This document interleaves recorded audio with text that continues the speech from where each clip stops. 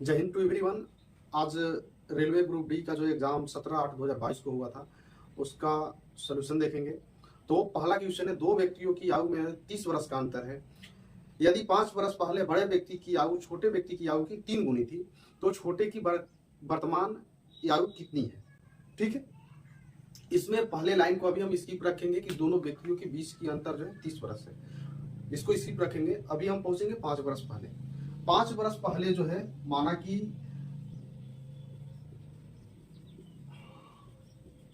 छोटे की आयु बोल रहा है, छोटे की आयु की 3 गुनी है तो छोटे के मानेंगे, जिसकी बोलता है उसी को मानते हैं। छोटे की बोलना तो इसका x मानेंगे तो बड़े का कितना हो जाएगा, 3 गुनी कर 3x हो जाएगा। ठीक है, अब ये 5 वर्ष पहले का है। ठीक है, अभी अगर हम वर्तमान में जाते हैं तो कितना हो जाएगा, 5 वर्ष बाद जब हो जाएगा, वर्तमान 5 वर्ष बाद हो गया तो 5 ये भी बढ़ेगा 5 ये भी बढ़ेगा, 5 दोनों का उम्र बढ़ेगा तो ये कितना हो जाएगा 3x + 5 हो जाएगा और ये कितना हो जाएगा x + 5। ठीक है, अब कह रहे कि दोनों की उम्र का अंतर, दोनों की उम्र का अंतर, वर्तमान उम्र का अंतर कितना है 30 है। ठीक है, तब ये माइनस होगा तो यहां भी माइनस हो जाएगा, यहां प्लस है ये भी माइनस, ये प्लस ये भी माइनस हो जाएगा। ठीक है, ये 5 5 कैंसिल हो गया। अब 3x - x कितना हो जाएगा 2x हो जाएगा, 2x = 30, x = कितना हो गया 15। ठीक है, अब ये x जो आया है 5 वर्ष पहले का आया है, अभी वर्तमान का पूछ रहा है, इसमें 5 प्लस कर देंगे, यानी कितना था वर्तमान का x + 5 था तो कितना है 15 + 5 कितना हो जाएगा 20 वर्ष, इसका राइट आंसर। ठीक है, इस क्वेश्चन को एक और मेथड से देखते हैं। जो रेशियो दिया हुआ है 5 वर्ष पहले का, इसका देखेंगे तो ये कितना होगा 3:1 होगा। ठीक है, तो ये रेशियो जो है 5 वर्ष बाद बदल जाएगा, 10 वर्ष बाद बदल जाएगा, लेकिन इसके बीच का अंतर जो है नहीं बदलेगा। कारण कि उम्र जो है इसका 5 वर्ष बढ़ेगा तो इसका भी 5 वर्ष बढ़ेगा, उसके बीच का अंतर जो है हमेशा सेम रहेगा, रेशियो बदल सकता है। ठीक है, तो यहाँ 3:1 है, हो सकता है कि 10 वर्ष बाद उसका रेशियो बदल जाएगा। ठीक है, 15 वर्ष बाद बदल जाएगा, लेकिन उसके बीच का अंतर जो है, जो उम्र का अंतर है वो हमेशा सेम रहेगा। ठीक है, अब यहाँ 3:1 है, इसके बीच का अंतर कितना है 2 है और उम्र का अंतर कितना दिया है 30, यानी 1 रेशियो बराबर कितना है 15 है। ठीक है, आपको उम्र किसे निकालना है, छोटे का निकालना, तो छोटे का 1 रेशियो के बराबर 15 हो गया। ये कब का हो गया 5 वर्ष पहले का। अभी हमें वर्तमान का चाहिए तो इसमें 5 हम प्लस कर देंगे, ये 20 वर्ष हो गया। ठीक है, इस क्वेश्चन को आप जो है जांच भी सकते हैं।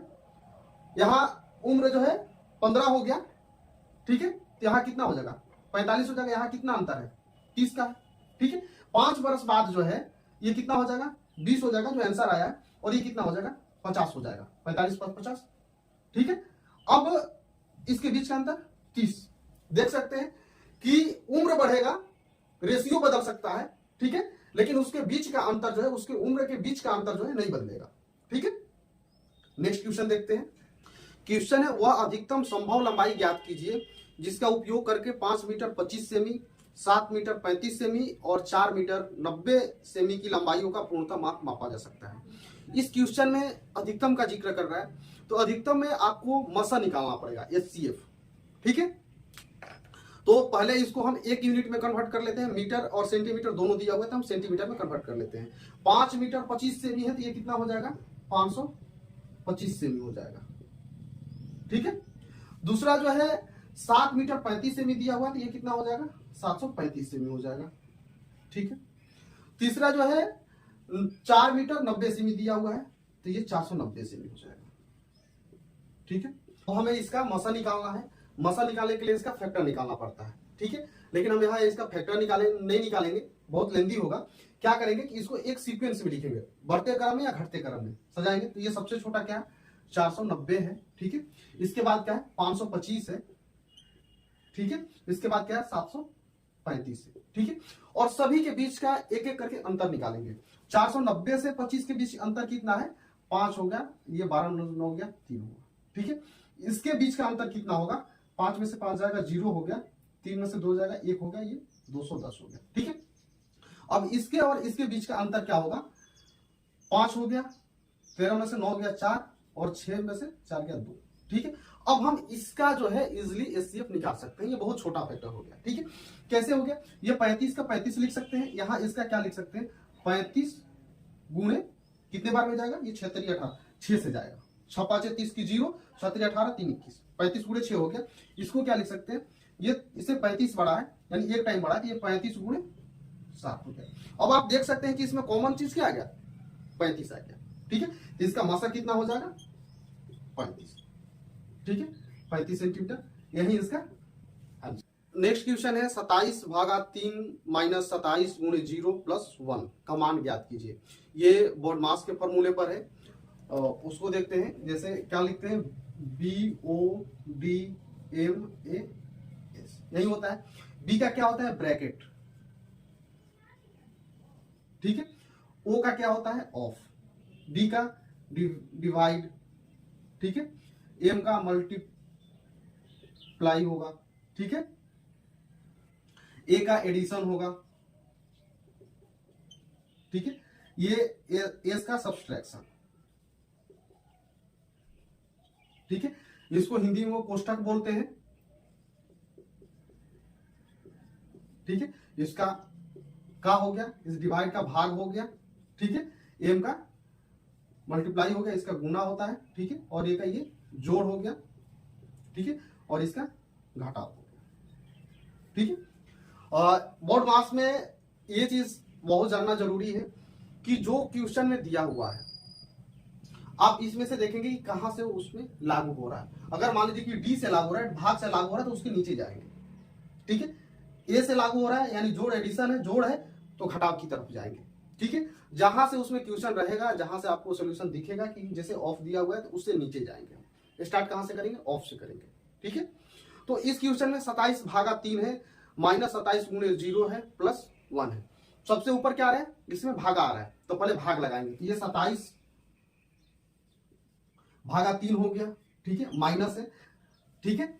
इसके बाद क्या होगा, 27 गुणे 0, ठीक है। 27 गुणे 0 करेंगे तो क्या हो जाएगा, 0 होगा, प्लस क्या है आपका 1 है, ठीक है। 27/3 है, तो ये कितना हो जाएगा, 9 हो जाएगा, अब प्लस 1, कितना इसका आंसर हो गया, 10। बहुत इजी क्वेश्चन था, ठीक है। नेक्स्ट क्वेश्चन देखते हैं। क्वेश्चन है, दो तरफा यात्रा के दौरान गौरव की औसत चाल 15 किलोमीटर प्रति घंटा है। यदि वह जाते समय प्रति घंटे 20 किलोमीटर की दूरी तय करता है, तो लौटते समय उसकी चाल कितनी है। यानी जो यात्रा है उसकी दोनों तरफ से, एक तरफ से जा रहा है, दूसरी तरफ से आ रहा है, दोनों चाल जो है अंतर है।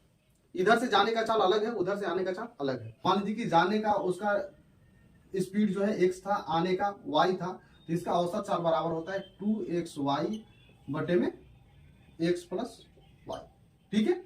ये आपका औसत चाल बराबर होता है,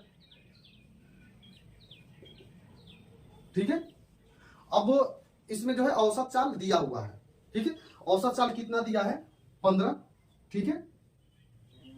और जाने की स्पीड दिया हुआ है, तो जाने का x हमने मान रखा है, तो x के बराबर जो है 20 रख देते हैं, ठीक है। y का y, ठीक है। ये 20 प्लस y हो गया, ठीक है। अब ये 5 से कटेगा, 5 से 15 हो जाएगा, ये 5 से 4 बार में कटेगा, ठीक है। 5 का 20 हो गया।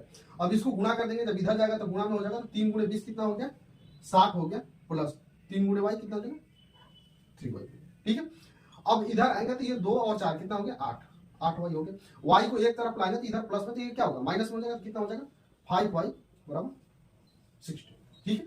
तो y बराबर कितना हो गया, 60 बटे में 5, यानी 12 किलोमीटर प्रति घंटा इसकी औसत यानी की चाल होगी, ठीक है। नेक्स्ट क्वेश्चन है, यदि x plus Y plus Z equal to 11 है और X Y plus Y Z plus Z X equal to 42 है, तो X square plus Y square plus Z square का मान ज्ञात कीजिए, ठीक है। तो यहाँ एक अलजेब्रा का फॉर्मूला लगेगा, कौन सा, X plus Y plus Z का होल स्क्वायर। ये क्या होता है, X square plus Y square plus Z square plus 2 into X Y plus Y Z plus Z X, ठीक है। अब यहाँ वैल्यू इसका दिया हुआ है, आप पुटअप करके निकाल सकते हैं। यहाँ X plus Y plus Z का मान 11 दिया हुआ है, इसका स्क्वायर कर देंगे, ठीक है। हमें निकालना क्या है, X square plus Y square plus Z square, इसको छोड़ देंगे। इसका मान जो है कितना दिया हुआ, 42 दिया हुआ है, X square plus Y square plus Z square, इसका मान जो है 42 दिया हुआ है, तो 2 इंटू 42 हो जाएगा, ठीक है।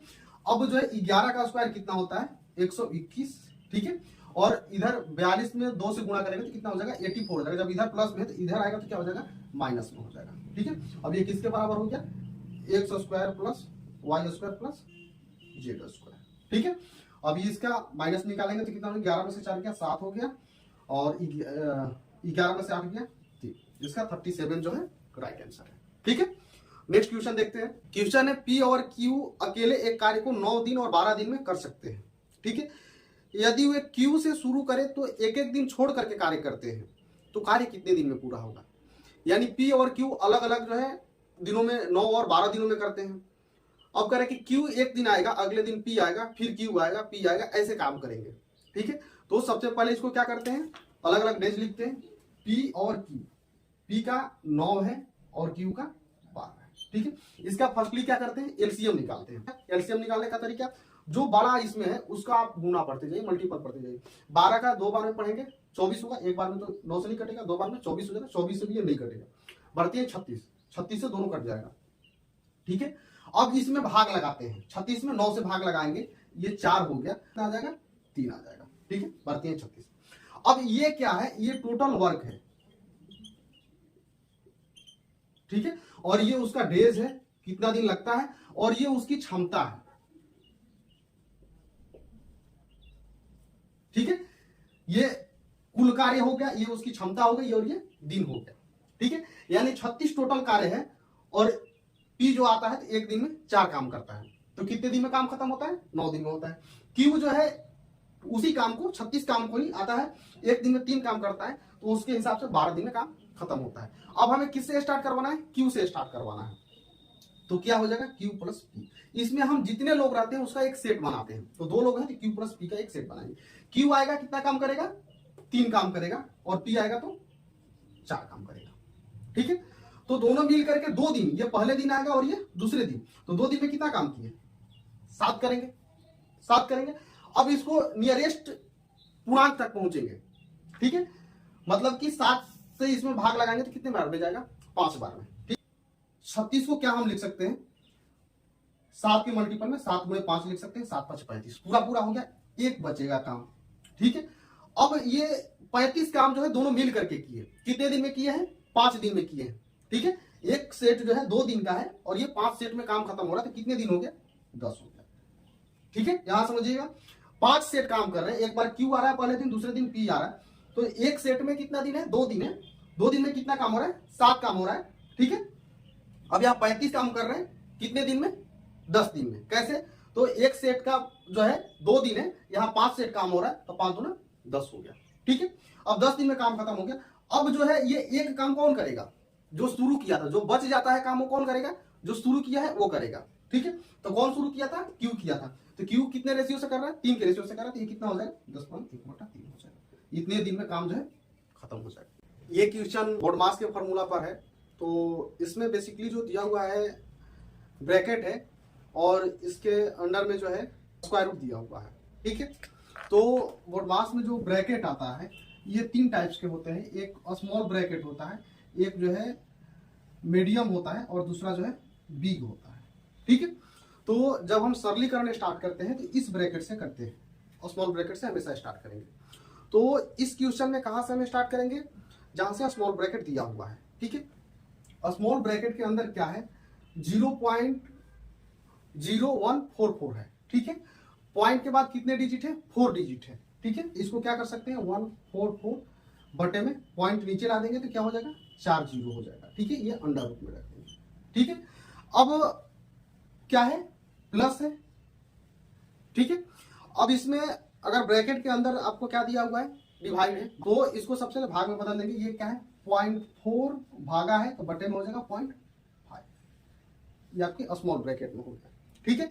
अब इसको ब्रैकेट बंद कर देंगे, ये अलग चीज है, ब्रैकेट बंद कर दिए। अब आपको इसमें क्या है, आगे माइनस जो है 0.081 है, ठीक है। इसके बाद में ये ब्रैकेट बंद है, और इसके बाद में जो है 0.6 प्लस, ठीक है। और फिर हम यहीं से स्टार्ट करेंगे। अब ये पॉइंट आपस में खत्म हो जाएगा, ठीक है। तो 4/5 का मतलब क्या होता है, ये हो जाएगा आपका 4/5, 4/5 का मतलब 5 8 40, यानी 0.8 होता है। इसके बदले क्या लिख सकते हैं आप 0.8, ठीक है। अब यहाँ स्क्वायर रूट निकालना है, 144 का स्क्वायर रूट कितना होता है 12 होता है, ठीक है। और 12 के बटे में आपका इसका स्क्वायर रूट निकालेंगे, ये 4 जीरो है तो इसका स्क्वायर रूट निकालेंगे तो 2 जीरो आएगा, ठीक है। 2 का पेयर बनेगा, 2 जीरो आएगा तो 12 के बटे में क्या होगा आपका 12 बटे में 100 होगा, यही होगा स्क्वायर रूट निकालेंगे तो 12 का स्क्वायर करेंगे तो 144 होगा, 100 का करेंगे तो 10,000 होगा, ठीक है। तो 12 बटे 100 होगा, जब इसमें जीरो लगाएंगे तो क्या होगा 0.12 होगा, ठीक है। यहां कर देंगे 0.12, ये स्मॉल ब्रैकेट में ही है, ठीक है। अब यहां पर 0.81 दिया हुआ है, जब इसका पॉइंट हम हटाएंगे तो बटे में 100 हो जाएगा, ठीक है। 81 का क्या होता है 9 होता है और 9 बटे 10 हो जाएगा, ठीक है। 100 का 10 होता है तो 9 बटे 10 का क्या लिख सकते हैं 0.9, ठीक है। ये मीडियम ब्रैकेट में है, प्लस में हो गया 0.6, ठीक है। इसको एक साथ जोड़ेंगे तो कितना हो जाएगा, ये 2 हो जाएगा, इसके बाद में यहां 9 हो जाएगा, 0.92 हो गया, ठीक है। माइनस 0.9 हो गया, ठीक है। अब जो है ये ब्रैकेट आप हटा सकते हैं, ठीक है।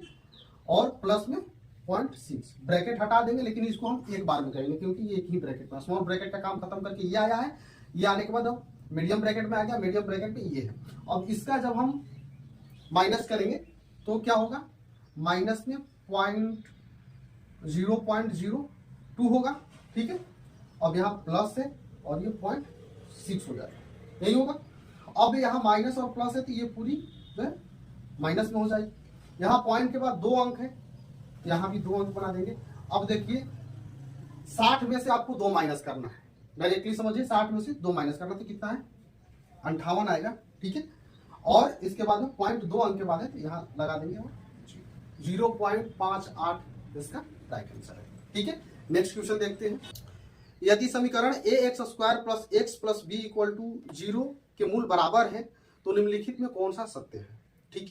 पहले मूल बराबर वाला कंडीशन देख लेते हैं। एक मानक समीकरण होता है ax square plus bx plus c equal to 0, ठीक है। इसमें एक डिस्क्रिमिनेंट आता है विवेचक या विविधकर, ठीक है। इसको इंग्लिश में बोलते हैं डिस्क्रिमिनेंट, ठीक है। ये कैसे निकलता है, इसका शॉर्ट फॉर्म डी होता है, डी इक्वल टू होता है B square minus 4ac, D equal to निकलता है। अब डी की वैल्यू 3 प्रकार की है, ठीक है। एक जो है डी इक्वल टू 0 आता है, ठीक है। डी इक्वल टू 0 आता है तो मूल वास्तविक और समान होगा, क्या होगा मूल यहां पर वास्तविक होगा और समान होगा, ठीक है। अब दूसरा कंडीशन इसमें आएगा कि डी जो है ग्रेटर देन 0 होगा, यानी 0 से बड़ा होगा, तो क्या होगा मूल जो है वास्तविक होगा और असमान होगा, ठीक है।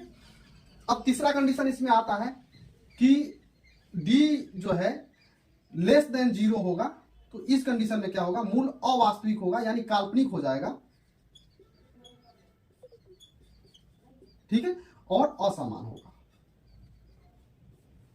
क्वेश्चन में जो समीकरण दिया हुआ है उससे मानक समीकरण से हम तुलना करते हैं, ठीक है। तो ये क्या है a x square plus x plus B equal to 0, ठीक है। अब यहाँ ए की वैल्यू हम निकालना चाहें तो ए की वैल्यू क्या है ए है, ठीक है। बी की वैल्यू हम निकालना चाहें तो बी बराबर क्या हो जाएगा 1 है, कारण कि x है, ठीक है। अब सी की वैल्यू निकालना चाहें तो क्या होगा बी हो, हमें क्या निकालना है डी, डी बराबर क्या होता है B square minus 4ac। Question में बोला है कि मूल समान है, ठीक है, तो बराबर 0 होगा, ठीक है। अब बी स्क्वायर, बी का मान कितना है 1 है, 1 का स्क्वायर करेंगे 1 होगा, माइनस 4 हो गया, ए की वैल्यू जो है ए दी हुई है, ठीक है, और सी की वैल्यू क्या है बी है, बराबर 0, यानी 1 माइनस 4ab बराबर 0। ये इधर जाएगा प्लस में हो जाएगा 4ab बराबर क्या हो गया 1 हो गया, ठीक है। यानी आप कह सकते हैं कि ए बी बराबर 1/4, इसका राइट आंसर है जो ऑप्शन सी में दिया हुआ है, ठीक है। नेक्स्ट क्वेश्चन देखते हैं, ये सरलीकरण का क्वेश्चन है। तो यहां दिया हुआ है 25.19 गुणे 3 प्लस 4.41 माइनस जो है 0.9 है। ठीक है, इसका वैल्यू निकालना है। तो मोड मास का फॉर्मूला क्या है, सबसे पहले ऊपर से चलते हैं। ठीक है, तो इसमें क्या आएगा, मल्टीपल आएगा, इसका हम गुना करेंगे तो क्या होगा, 3 से करेंगे तो 19 क्या होगा 57 होगा, 0.25 में 3 से करेंगे क्या होगा 75 होगा। ठीक है, प्लस ठीक है 4.41 माइनस 0.9। ठीक है, अब इसको एक में करेंगे कितना हो जाएगा, 7 1 8 हो गया। ठीक है, 4 5 9 हो गया, 0.459। ठीक है, और 7 माइनस 0.9 हो गया। अब इसका माइनस करेंगे, यहाँ 0 1 लगा देते हैं, बराबर हो गया पॉइंट के बाद दोनों, तो क्या हो गया 8 हो जाएगा। ठीक है, 9 में से 9 जाएगा, 0 हो जाएगा, 0.7 ये इसका राइट आंसर है। ठीक है, अब ये तो एग्जैक्ट हमने निकाला, क्वेश्चन में जो है लगभग दिया हुआ है, तो लगभग जो है इसके 78 है, ये इसका राइट आंसर होगा जो ऑप्शन सी में दिया हुआ है। ठीक है, नेक्स्ट क्वेश्चन देखते हैं। क्वेश्चन है, 1 वर्ष पूर्व साकेत और तिलक की आयु का क्रमशः अनुपात 5:6 था। 4 वर्ष बाद यह अनुपात 6:7 हो जाएगा। साकेत की वर्तमान आयु ज्ञात कीजिए। ठीक है, तो 1 वर्ष पूर्व जो है 5:6 है। ठीक है, अब यहां से इसके बाद जो है 4 वर्ष बाद, 4 वर्ष बाद जो है 6:7 हो जा रहा है। टोटल यहां कितना वर्ष हो गया, 5 वर्ष हो गया। ठीक है, अब यहां जो अनुपात दिया हुआ है इसके बीच का अंतर हम सेम ढूंढेंगे। यदि सेम है तो बराबर करने की जरूरत नहीं है, अगर सेम नहीं है तो बराबर करना पड़ेगा। ठीक है, यहाँ 6 से 7 जा रहा है, 1 बढ़ा है, यहाँ 5 से 6 जा रहा है, यहाँ भी 1 बढ़ा है, और यहाँ उम्र जो है 5 बढ़ा है, यानी दोनों तरफ बराबर है। यदि बराबर नहीं रहता है तो क्या करते हैं कि ये दोनों के बीच का जो अंतर है, इस दोनों के बीच का अंतर है, आपस में गुणा कर देते हैं। इसका जो अंतर आएगा इसमें गुणा करेंगे, इसका जो अंतर आएगा इसमें गुणा करेंगे, और बराबर हो जाएगा। ठीक है, अब यहां देखते हैं कि 1 यूनिट के बराबर 5 वर्ष है। 1 यूनिट के बराबर 5 वर्ष है। आपको कितने यूनिट की वैल्यू निकालनी है, 5 यूनिट के, तो 5 आया कितना हो गया 25 हो गया। दोनों तरफ 5 से गुणा कर दिए। कह रहे कि वर्तमान आयु, तो इसमें हम एक जो है प्लस कर देंगे, कितना हो जाएगा 26 हो जाएगा। 26 इसका राइट आंसर है।